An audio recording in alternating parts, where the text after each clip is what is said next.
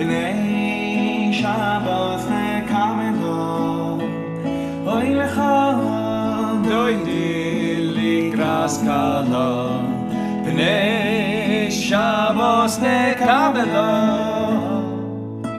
Who else could that be? Rabbi Shlomo Katz singing his song Likras Shabbos. How's everybody doing? It's great to be with you on a Friday afternoon. Shabbos is almost here. I mean, it's summer, so we've got a few extra hours, but hopefully it's a beautiful day where you are. Your preparations are going well, and we're just waiting for that beautiful peace of the Sabbath bride to come down over us. Let's light up the darkness now with some beautiful learning. Who is with us on a Friday afternoon? Paula in Chicago, Pauline in Chicagoland, Patrice in Utah, James in Indianapolis, Roger in Oregon, Nancy still at work. We'll catch the replay.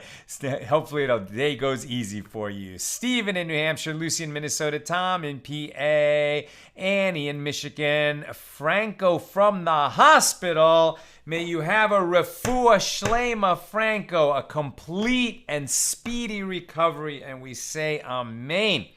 Karen in Northern California, Shandor in the Bronx, Guy in Ohio, Renee in Indiana, right? Kevin enjoyed you on the Future of Jewish podcast. As a Gentile, I had no idea about the 7.5 years of study of Daf Yomi. Kevin, so glad you enjoyed that podcast. I was a guest with Joshua on the Future of Jewish. I think we published a link to that on our page. And here you are learning Daf Yomi with us. It's great to have you, Kevin.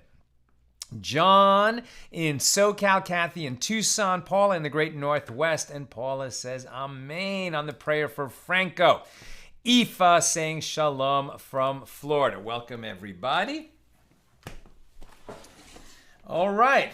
We're working our way. We're in Tractate Yevamos, the 14th volume of the Talmud. We are doing today page Tzadi Hey, page 95. We're here in chapter 10, now discussing the third Mishnah. This chapter 10 is all about these tragic misunderstandings, tragic, mistaken testimony. I don't think we're saying false testimony. It's not that these witnesses came and lied, probably. But in any case, a mistake was made, and a husband whose wife went overseas was told that she died. And after presumably grieving properly for her, he fell in love with and married her sister. Now, you cannot marry your wife's sister even if you and your wife divorce. Her sister remains prohibited to you as long as your wife is alive, even if she's your ex-wife. But after she dies, that prohibition lapses, and then you could marry her sister according to Torah law. And that's what this man did. He relied on the testimony, let's say, of two witnesses, which is proper reliance on testimony, that his wife had died. But then turns out it was a mistake, and she returns. What is the result? What if this wife, this sister of the wife that he married, what if she also was married and heard that her husband died? In fact, the same set of witnesses said, oh, your wife and to the sister, your husband, who were on this, business trip together, were both killed. And so they marry the man because his wife has died, and therefore he's permitted to marry her sister. And the sister, because she hears that her husband died, and presumably there was no yibum obligation, and so she was free to marry, her own wife's brother, her own wife's ex-husband, her own wife's widower. But it turns out it was all a mistake, and we've been sort of untangling what is going to be the result of that. Basically, everybody's going to be prohibited to everybody, but let's keep moving. We pick this up at the bottom of page 94b. The Gemara asks another question from a different perspective. And let his wife be forbidden by his sexual relations with her sister, just as it is in the case of a woman whose husband went overseas, who is forbidden to her husband if she had relations with another man by mistake. Now here we're seeing the Gemara is suggesting, well, why don't we just make everything equal? If a woman has sexual relations even by mistake first of all, if a woman commits adultery, so then for sure she becomes prohibited both to the adulterer by Torah law. She was never permitted to him in the first place, but now she's prohibited to her husband. They cannot go back to each other because she committed adultery. Now, in the case where this wife, we had this in Mishna number 1 of this chapter 10, where her husband went away on a trip and it was reported to her that he died. If she got witness testimony from 2 witnesses that he died, and then she went and married another man, and then the husband came back, she is permitted to return to her husband.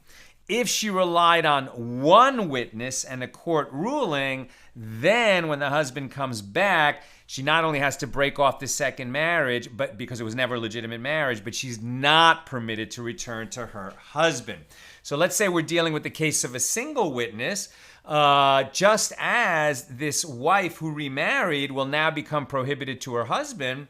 Why not, in the case of a man who relies on the testimony of a single witness, to enable him to marry his wife's sister, and that itself is questionable whether he could ever do that, rely on a single witness. It was a different case in the wife, the woman whose husband was lost. We don't want her to be stuck perpetually waiting for a husband that never comes home and she can never remarry. A husband isn't in that situation, at least in ancient times, because back then he could have more than 1 wife. So even if his wife died and he wasn't sure whether she was ever coming back, he is free to remarry.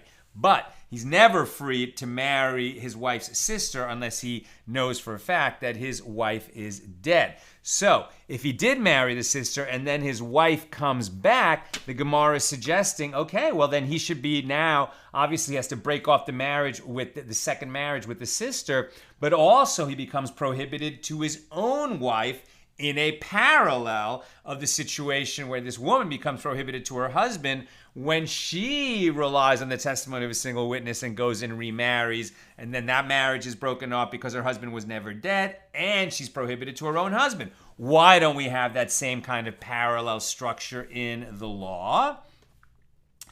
And the Gemara answers, these cases are not comparable. We don't have a parallel structure because the laws that govern them are different laws. With regard to his wife, so this man who, the wife went away, he heard testimony that she had died, he then married his wife's sister, and then the wife returns, he is going to be permitted back to, he has to break off with the sister and give her a bill of divorce, but he's permitted to go back to his own wife. With regard to his wife, who is forbidden to him by Torah law, if she committed adultery intentionally, the sages decreed concerning her that she is forbidden to him even if she did so unwittingly. That's the case of the witness testimony where she relied on only a single witness. However, now we're on 95a. However, with regard to a wife's sister, where even if the sister sins intentionally, the wife is not forbidden to him by Torah law. If he did so unwittingly, the sages did not decree with regard to him. The sages didn't issue this additional decree. And from where do we derive that his wife does not, that he thought she was dead, he married her sister, his wife comes back, he has to divorce the sister, but he's permitted to go back to his wife. From where do the sages... Okay, and from where do we derive that his wife does not become forbidden to him? As it is taught in a Baraisa, that in the verse, Numbers 5, 12, and 13, a man, when his wife goes aside and a man lies with her, this is when a man's wife commits adultery, she becomes prohibited to him. The emphasis of her teaches it is her intercourse with another man that renders her forbidden to her husband, but the intercourse of her sister does not render her forbidden. As, were it not for this verse, one might have thought, could this not be derived through a Kal V'chomer inference?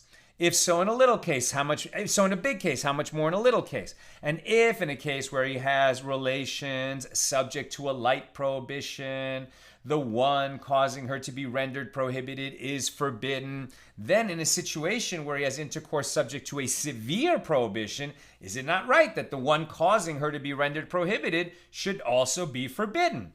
And this Kal v'chomer inference is going to be explained later in the Gemara. Now, Rabbi Yehuda said, Beis Shammai and Beis Hillel did not disagree with regard to one who has relations with his mother-in-law. We started discussing that case yesterday, right? You cannot marry both a woman and her mother or a woman and her daughter. The Torah says that is a depraved plot, right? But what if a man is married to a woman and she dies? Can he marry her mother at that point? I mean, it sounds like just disgusting. We just don't do that. But what we're asking is it permitted? Right? The answer is no, it is not permitted. But if his own wife has died and then he marries her mother, it's prohibited, and we might even make them divorce, but we're not going to execute the man and his mother-in-law the way we would if he was married to a woman and then he also married her mother, or he had sex with her mother. Then the mother and the man would be subject to the death penalty. But if his wife has died, then it's not at least death penalty by burning. So Rabbi Yehuda said, Beis Shammai and Beis Hillel did not disagree with regard to one of his relations with his mother-in-law, that he renders his wife disqualified from remaining married to him. He does, right? So if he has sex with his mother-in-law and, let's say they can't impose the death penalty because the warning wasn't given, nonetheless, he and his wife are going to be prohibited to each other, right? Now, with regard to what case did they disagree, Beis Hillel and Beis Shammai? With regard to one who has relations with his wife's sister. As Beis Shammai say, that he renders his wife disqualified. You cannot marry a woman and her sister. You cannot, but what if you're married to a woman and you have sex with her sister? Now, maybe you did it mistakenly because you thought that your wife had died. That might change the case a little bit. Bottom line, though, according to Beis Shammai, if you have a wife and then you marry her sister even mistakenly, or if you cheat on your wife and have sex with her sister, so then you become prohibited to your wife. You and your wife are no longer permitted to each other. Beis Shammai say that he renders his wife disqualified, and Beis Hillel say he does not render her disqualified. Now Rabbi Yosei say not so. As Beis Shammai and Beis Hillel did not disagree with one who has relations with his wife's sister, that he does not render his wife disqualified from remaining married to him. With regard to what did they disagree? With regard to one who has relations with his mother-in-law. As Beis Shammai say, he renders his wife disqualified, and Beis Hillel say he does not render her disqualified. Now, Rabbi Yosei explains why Beis Shammai and Beis Hillel did not disagree with regard to the case of one who has relations with his wife's sister. This is because, at first, before the marriage, he is permitted to all women in the world, and she is permitted to all the men in the world. Right? When you're single, you can decide who you want to marry. You can marry anyone you want.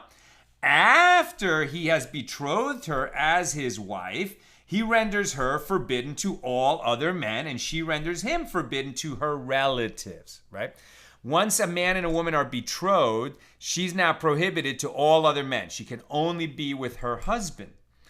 Her husband, in ancient times, before the prohibition that took hold 1,000 years ago, that a Jewish man may only have one wife. But before that, under Torah law, he was permitted to have multiple wives, right? Jacob was married to both Rachel and Leah. Now, they were sisters. That would certainly be prohibited once the Torah was given. But the point is, he had more than one wife. Solomon had many wives. So, when they get betrothed, he renders her prohibited to all other men. She renders him prohibited to her relatives, right? He could still take another wife if he wanted to, but he can't marry, but the women who are her relatives are no longer permitted to him. So he renders her prohibited to a much larger group of people than she renders him prohibited to. Consequently, the prohibition by which he renders her forbidden is greater than the prohibition by which she renders him forbidden.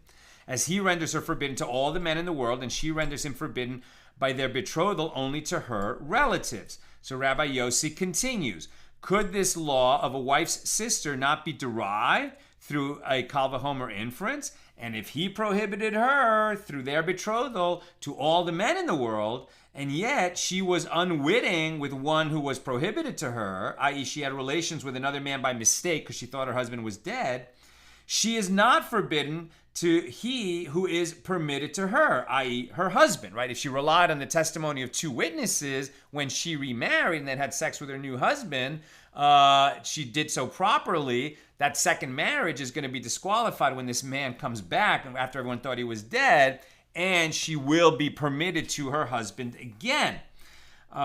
She is not forbidden to the one who is permitted to her, meaning her husband. She who prohibited him only to her relatives, if he was unwitting with one forbidden to him, right? He thought his wife was dead and so he married her sister. Is it not right that we should not render him forbidden to her who is permitted to him, namely his wife? Right? So if it's so that a woman who relies on two witnesses and remarries and then her husband comes back, she's permitted to her husband, then it should also be the case that a man who relies on the testimony of two witnesses and marries his wife's sister thinking that his wife is dead, and then his wife comes back, okay, he has to break it off with the sister, but he should be permitted to go back to his wife. And this is the kal vachomer inference and the reason for the law of an unwitting sinner, i.e., that if he had unwitting relations with one of his wife's relations, the wife is not thereby rendered forbidden to him. With regard to one whose act was intentional, from where is the law derived? And the verse states, her, meaning that it is her intercourse with another man that renders her forbidden to her husband. But the intercourse of her husband with her sister does not render her forbidden to him. Rabbi Ami said that Reish Lakish said, what is the reason of Rabbi Yehuda, who maintains that one who has intercourse with his mother-in-law is forbidden to his wife? As it is written, they shall be burned in the fire, he and they. Now the verse is puzzling, and shall the entire house be punished by burning? Why should both women be punished when only one of them transgressed? If a man is married to his wife, she hasn't done anything wrong, then he goes and has sex with her mother or marries her mother as a second wife, he and the mother are guilty of a death penalty offense, but not his wife. We saw this yesterday also. So if it does not refer to the matter of the death penalty offense, the burning, so then refer it to the matter of a prohibition, that they are both forbidden to him, that once he cheats on his wife with her mother, he can no longer go back to his wife. And this teaches that he is forbidden not only to the woman with whom he sinned, but also his wife. His wife didn't sin, but he becomes prohibited to her to remain with her as her husband. Rav Yehuda said that Shmuel said the law is not in accordance with the opinion of Rabbi Yehuda. And the Gemara relates, a certain individual performed a transgression by having relations with his mother-in-law. Rav Yehuda had him brought for judgment and ordered that he be flogged. And he said to him, if it were not for the fact that Shmuel said the law is not in accordance with the opinion of Rabbi Yehuda, I would render your wife forbidden to you permanently. So it's almost like the flogging that this guy received was a loophole, right? That he was only flogged. There probably wasn't a warning given so that they could give him the death penalty. So that wasn't going to apply. And once that didn't apply, maybe, that he still would have been prohibited to his wife and no other punishment would apply. But he did violate a decree of the sages. So Rabbi Yehuda had him flogged. And then the lucky break for him and his wife, I guess, is that they would, could remain together even after he did this terrible thing. New subject. At the start of the Baraisa, the Tana stated a kal vachomer inference that is not entirely clear. If in a place where he has relations subject to a light prohibition, the one causing her to be rendered prohibited is forbidden. And the Gemara asks, what is the light prohibition? And Rav Chisda said it is referring to one who remarries his divorcee after she married another man. And the Gemara explains that according to this interpretation, the kal vachomer inference should be understood like this. If this one, the second husband, has relations with her, he has rendered her forbidden to that one, the first husband. And if the second man divorced her, and then the other one, the first husband, had relations with her, he has likewise rendered her forbidden to this one. And this demonstrates that even with regard to a light prohibition, the man who renders her forbidden is also forbidden by this intercourse, right? So it's like when you commit this deed that renders your wife, disqualified from coming back to you, you are also prohibited to her. Right? So if you're married to a woman, you're permitted to each other. You get divorced. Now you're prohibited to each other. If she hasn't been with another man, you could marry her again, and now you're permitted to each other again. But if after you get divorced, she goes and marries some other guy and consummates that union, then even if the second marriage divorces, she cannot come back to the husband. They are now prohibited to each other because you can't remarry a woman after she's been with another man. Likewise, if they broke the law, and so after she divorced the second husband, she went back to the first husband and they slept together, now she also becomes prohibited to go back to the second husband after their divorce, right? Because she's been with another man. After he divorced her, he cannot remarry her.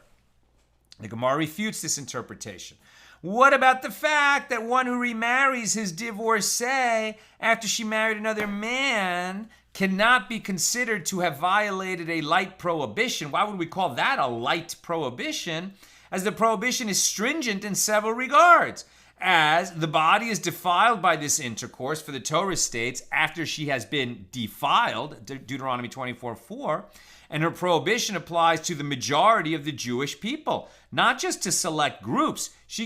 Once she's been, not just to select groups, and her prohibition is an irrevocable prohibition, as she is no longer permitted to her first husband after having relations with her second husband. And it doesn't matter who her second husband is; it could be any man, any Jewish man out there. Once she has slept with him, she cannot return to her first husband. And this last stringency is not true of his wife's sister, who is permitted to him after the death of his wife. Rather, the Gemara rejects this explanation in favor of the following one that Reish Lakish said. The Baraisa is referring to relations with a Yevama, and this is what it meant by a, quote, light prohibition.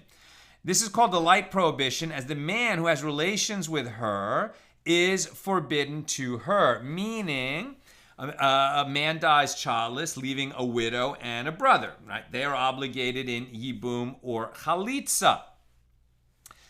If they just have sex, then they've basically performed Yibum, although the sages said you're supposed to betroth your Yevama before you actually consummate that union and get married, right? And perhaps that's why you should not have sex with a Yevama. Let me just get this right. The Gemara clarifies, with regard to this Yevama, with whom did she engage in intercourse? Let me get this right. Reish Lakish said, this is the light prohibition. Right, the Bryce is referring to relations with a Yevama, and it's called a light prohibition, as the man who has relations with her is forbidden to her. I think they're actually saying, no. She has a Yibum obligation, and until she performs Chalitza with her Yavam, she's not permitted to any other man. Well, what if she doesn't wait and get Chalitza from the brother-in-law and just goes and sleeps with some other guy, or even tries to marry him before getting Chalitza? Now she and this other man are prohibited to each other. The Gemara clarifies, with regard to this Yevama, with whom did she engage in intercourse? If we say that she had relations with another man, not her Yavam, this would mean that the ruling is in accordance with the opinion of Rav Hamnuna. As Rav Hamnuna said, a widow waiting for her Yavam, her brother-in-law, and she engaged in licentious sexual relations with another man, she becomes prohibited to her Yavam. She can no longer perform Yibum with him. They should perform Chalitza, but Yibum is now off the table. So the argument would be as follows. Although the Yavam renders the Yavama forbidden to every other man until they perform Chalitza, if she has relations with another, she becomes forbidden to him as well, to her Yavam. However, this argument can also be challenged. What about the fact that in the case of a Yevama, this widow, who engages in this forbidden relationship, the body is defiled and her prohibition applies equally to the majority of the people. Therefore, one cannot derive the prohibitions of one's wife's relatives from this law. Rather, this light prohibition that we're talking about must refer to something else. So the Baraisa must be referring to the case of a Yevama to the brothers, right? So now we have a case where a man died, he left a widow, and he had multiple brothers. She needs to perform Yibum or Chalitza with one of those brothers, and then that exempts all the other brothers. They don't have to do anything. Okay, so in this situation, if one of the brothers performed leveret betrothal, so one of the brothers said, okay, I'll step forward, I'll be the guy, and I will perform Yibum with our brother who died with his widow. So he betroths her. So he has now rendered her forbidden to the other brothers. Once one of the brothers betroths the Yevama, now none of the other brothers can perform Yibum or Chalitza with her because she's effectively betrothed to him. Now, in that situation, if one of the other brothers who had not performed the leveret betrothal with her subsequently has relations with her, so then he has rendered her forbidden to the one who betrothed her. Right? Now that she had this licentious sex with one of the other brothers, not the one who performed leveret betrothal, now she becomes prohibited to her betrothee, right? To this the brother that she was going to marry. Now he can't marry her anymore because during the period where she was awaiting Yibum, she had licentious relations with this, with the third brother. So the Gemara asks, if that is the meaning of the Baraisa, why specifically state that the second had relations with her? Even if he performed leveret betrothal with her too, he thereby renders her forbidden to the first brother, which proves that it is not the act of intercourse itself that causes the prohibition, but this additional betrothal. Now the Gemara refutes this suggestion. This is not difficult, la kasha, as it can be explained in accordance with the opinion of Rabban Gamliel, who said, there is no leveret betrothal after a leveret betrothal. I.e., if one of the brothers performed a leveret betrothal, and then another brother came and said, no, you thought you betrothed her, but I'm going to betroth her. But there was a valid leveret betrothal, so then the second leveret betrothal is meaningless. Nothing was accomplished when that happened because she's already betrothed to another man, so nothing happened. If she sleeps with the second brother, or the third brother as it were, then it would break off that leveret betrothal. But a simple act of betrothal without consummation would just be meaningless. However, this explanation can still be refuted as her prohibition to the Yavam is not due to the act of intercourse, as even if the other brother gave her a bill of divorce, or even if he performed chalitza with her, he has likewise rendered her forbidden to the first brother who performed leveret betrothal. Rather, Rabbi Yochanan said, the light prohibition referred to in that Kal V'chomer sequence is that of a sota, right, the suspected adulteress. And the Gemara asks, this sota, to whom is she forbidden? Right, so in the case of a sota, that was a couple is married and she secluded herself with some man, not her husband. Her husband heard about it and warned her and saying, don't ever seclude yourself with that man again. If you do, you're going to become a suspected adulteress and you and I are going to be prohibited to each other. So he gives her the warning and then she does it anyway. She secludes herself with that man. We don't know for sure that she slept with him, but she put herself in such a, bad-looking situation, as it were, having been warned not to seclude herself with that man. She did it anyway. So now she becomes the sota. And the only way for this wife and her husband to become permitted to each other again, this is all when the temple is standing, is that they go to Jerusalem. And they can't, from the moment she becomes a sota, they're prohibited to each other. They cannot have sex again until they've gone to the temple, and then she goes through the ordeal of the sota, which is she drinks some water with a piece of parchment with the words from this passage in the Torah and the ink and some dirt from the temple floor dissolved in it.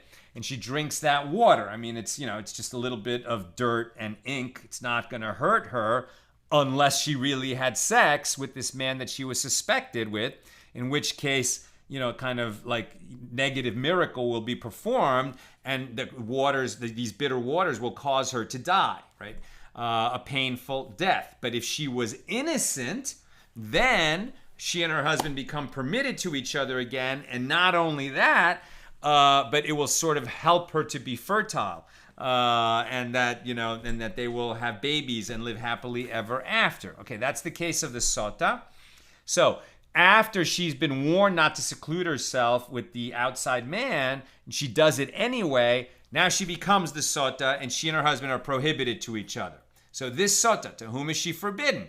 If we say that she is forbidden to the husband, the explanation would be as follows. If her husband has relations with her, despite the fact that she is forbidden to him after she disobeyed his warning not to seclude herself with a certain man, he has rendered her forbidden to the fornicator, right, that certain man, as she is barred from marrying him even if her husband divorces her. However, why is this true specifically in a case where he had relations with her? Even if her husband only gave her a bill of divorce and did not have relations with her after her seclusion, or even if he said, I will not force her to drink the waters of a sota, she is likewise forbidden to the other man.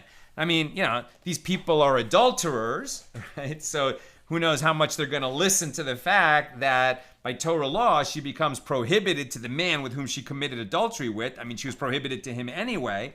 But what they're saying is, if she's a God-fearing woman and she just succumbed, in a moment of passion or drunkenness or something, and cheated on her husband, then she should know that at that point she becomes prohibited to her husband.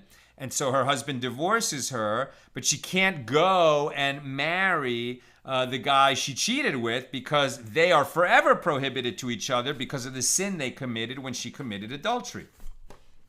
When they committed adultery. So rather, the Baraisa is referring to a sota who had relations with the fornicator, thereby rendering herself permanently forbidden to her husband, as she was a married woman at the time. And yet this too is puzzling. Is this a light prohibition? It is a severe prohibition, as this is the prohibition prescribing a married woman, one of the most serious of all prohibitions. Rather, now we're on 95b, Rava said, the light prohibition that we were talking about in that baraisa, right? If in the case of a light prohibition and the wife, remains permitted to her husband,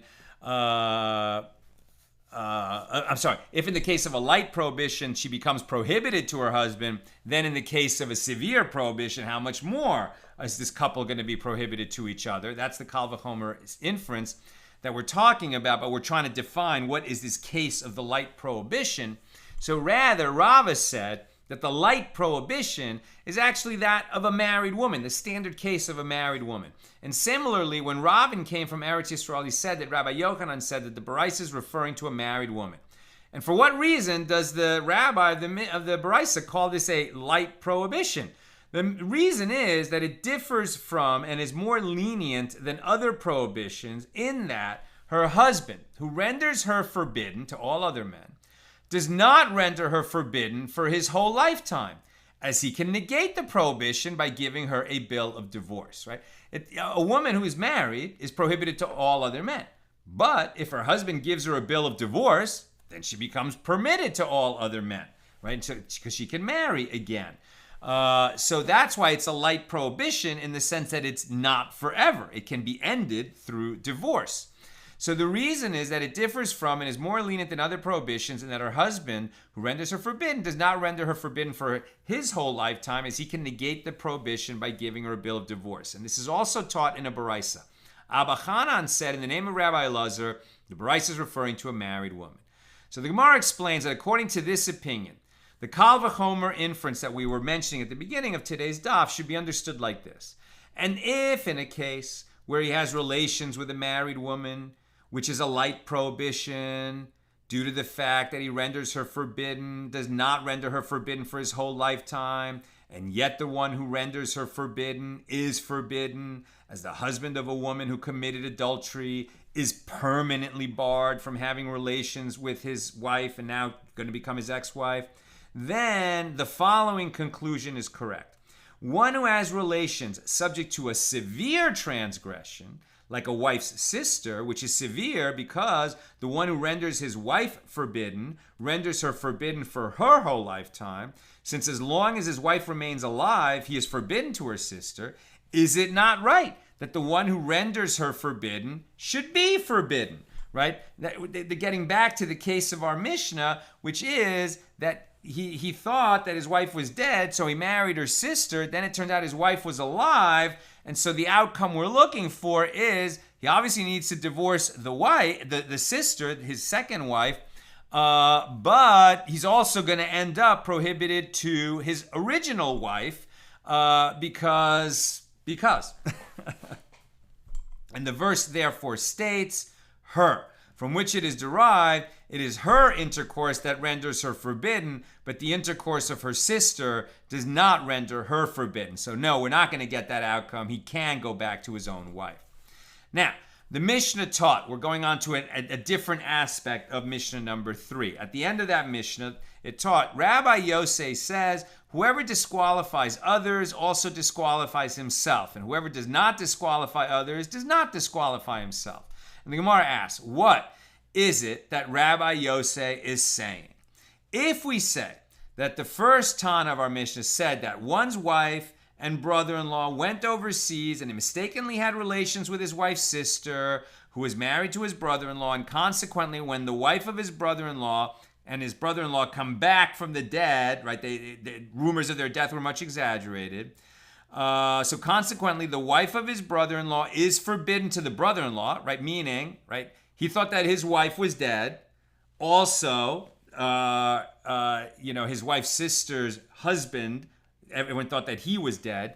Then they both come back. Now, because this guy had sex with his wife's sister, that marriage needs to be broken off, that second marriage. But because she had sex with somebody who's not her husband, she, the wife's sister, becomes prohibited to her own husband, who is married to his brother-in-law, and consequently the wife of his brother-in-law is forbidden to her brother-in-law. The sister becomes forbidden to her husband, but his wife is permitted to him. The wife that he thought was dead, even though he married her sister, once he divorces her sister, he can return to his wife.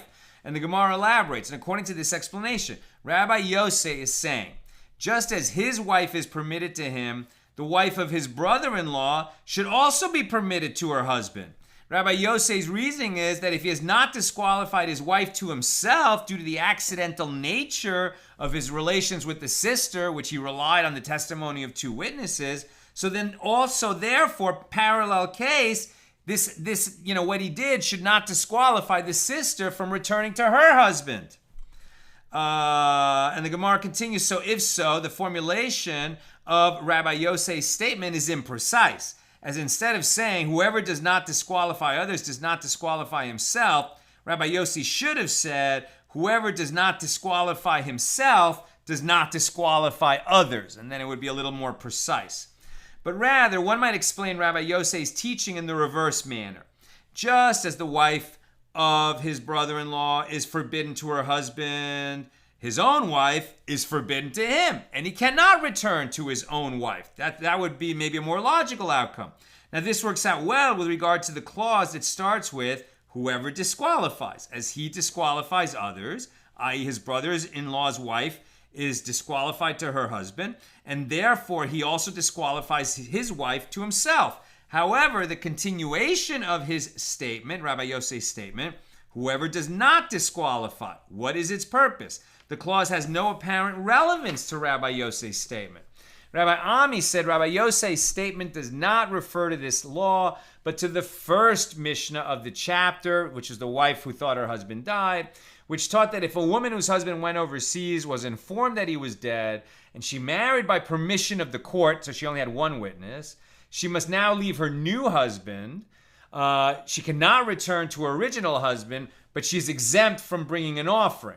If she married based on the testimony of 2 witnesses, then she must leave her second husband. She can return to her first husband, but she's liable to bring the sin offering because she made an unwitting violation of a charis-bearing negative prohibition.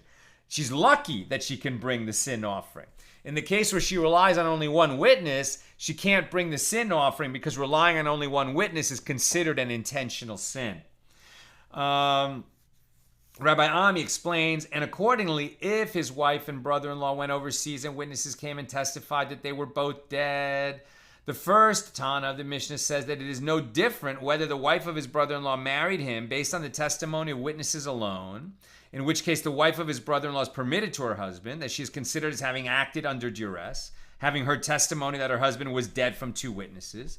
And it is no different if she married him by permission of the court, meaning she relied on one witness, as although the wife of his brother-in-law is prohibited, his own wife remains permitted to him. And Rabbi Ami continues his explanation, and Rabbi Yosei says to the first Tana, one who married by permission of the court, meaning he relied on only one witness, who disqualifies others, he has also disqualified himself to his own wife. However, in the case of one who married based on the testimony of two witnesses, he does not disqualify others, and I agree that he does not disqualify himself, and that's why his wife remains permitted to him. I think we're going to stop there because the last little case is confusing and short. Brief and confusing. So we'll just skip the 2 paragraphs and we'll pick it up Saturday night near the bottom of page 95b with Rav Yehuda said that Shmuel said that clause. Okay, let's go to a couple of questions and comments. Reminder, we have class tomorrow night, Saturday night. We have class on Sunday, 6 p.m. Pacific, the regular time. And then no class Monday, Tuesday, Wednesday, because Nina and I are going on a little trip to celebrate our 20th wedding anniversary, which was actually yesterday. Okay. Pauline, was this before the 10 Commandments, thou shalt not commit adultery? I thought they applied to men and women. Yes. Yeah, no, for sure you cannot commit adultery, and that applies to all men and women. But, which punishment applies and what other and what the consequences apply is something that we've been talking about here. But thou shalt not commit adultery, right, universal. Tom, so who supports the woman now? Does she get her kasuba paid? Okay, so I'm not sure when you asked that question, Tom, right? But if we're talking about the woman who relied on the testimony of a single witness, she took that risk. She ends up in a terrible spot, and she doesn't receive support from either the second husband or the first husband. But if we're talking about in our Mishnah number 3 here, where this husband, according to the opinion that because he relied on witness testimony that his wife died and then married the sister and then his wife returns, and so now he has to break off the second marriage and he cannot return to his wife because of his mistake. I mean, for sure, he pays the kasuba on that, right? If he has to give his wife a bill. If he's not permitted to his wife, then he has to give her a bill of divorce. And if he has to give her a bill of divorce based on a mistake that he made, I think he's got to pay the kasuba, right? It's only the only time that there was a penalty that the kasuba is not paid is where a wife remarried based on the testimony of one witness rather than waiting for a second witness to come around. We let her do that so she won't be stuck as a stranded wife, but she's taking the risk that that witness was lying or was wrong. Seraphim, if the witnesses are wrong or, God forbid, lying about someone's death, aren't there consequences for their having given false witness since they broke the 9th commandment? Wonderful question. So if they just made a mistake, no, I mean, they testified to the truth as they believed it to be. The fact that they were wrong, that's not bearing false witness. Where you have the penalty for bearing false witness is if 2 witnesses come forward and they conspire to give the same testimony. That's why 2 are so important. and we don't do anything by the testimony of a single witness, except in that case of the stranded wife. But two witnesses come and say this man died, and somehow they're going to benefit from that. They're getting paid to do it or something. Now, how do we establish that they're false witnesses? Because now we bring the false testimony witnesses, another pair of witnesses, has to be a pair, who say that the first pair of witnesses have to be lying because what they are testifying that they witnessed with their eyes, they couldn't have seen, because when they said that they were in Rome on March 2nd and saw this woman's husband died, they couldn't have been there because they were with us in, Johannesburg on March 2nd. There's no way they could have been in Rome on March 2nd. Okay, so in that situation, now we've proven that two witnesses conspired to give false testimony. In that case, yes, they bear the consequences that have accrued because of their testimony. If it's a death penalty offense, if their testimony was going to result in somebody receiving the death penalty, and they're proven to be conspiring witnesses, then they receive the death penalty. If their conspiring testimony was going to create, liability and damages to be paid, they become responsible to pay those damages. And so in this case, if a kasubah is to be paid, they would pay it. Exactly right. Ifa. If a woman doesn't want to stay with her husband who slept with her mother, is she allowed to insist on divorce? 100%. 100%. When they say permitted, that is not obligated, right? She could choose to stay with her husband, or she could choose, it's similar to, in the ancient world, what happens when there was a rape, right? There was so few protections for a woman, even in the case of a rape, that a protection that came as a result of the Torah was that if a Jewish man rapes a Jewish woman, a single Jewish woman, he is obligated to marry her, and he may never divorce her, and he is obligated to sustain her, to pay her support for the rest of her life, and the rest of his life, right? As long as they both are alive, he has to, sustain her. Now, he's obligated to marry her, and he's not permitted to divorce her. Is she obligated to marry her rapist? Absolutely not, right? It's her choice. But she at least has that protection. It wasn't much, but it was something that if this man, by raping her, has made her now less desirable in the eyes of other men who might have married her, and for whatever reason she cannot get married, she can force the rapist to marry her. She doesn't even have to live with him. She doesn't have to provide, marital relations to him. 'Cause he can't divorce her if she doesn't, but he does have to sustain her for the rest of his life. And if you think about it, it's not an insubstantial punishment for the rape. Okay, so that's what we've got for today. And you should all have a beautiful, sweet, refreshing Shabbos. And with God's help, we'll be together again tomorrow night, Saturday night, after Shabbos ends here in LA. So it'll be late. But I'll try to get on the air by like 9:30 p.m., 9:45, something like that. Okay? Have a great night and a great Shabbos.